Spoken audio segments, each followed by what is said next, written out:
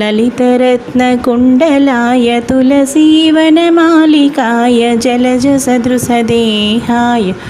चारुमङ्गलम् देवकीसुपुत्राय देवदेवोत्तमाय चापजातगुरुवराय भव्यमङ्गलम् पुण्डरीकाक्षाय पूर्णचन्द्रवदनाय अण्डजावाहनाय अतुलमङ्गलम् विमलरूपाय विविधवेदान्तवेद्याय सुमुखचित्तकामिताय शुभदमङ्गलम् रामदासमृदुलहृदयतामरसनिवासाय स्वामी भद्रगिरिवराय सर्वमङ्गलम् सर्वमङ्गलम् सर्वमङ्गलम्।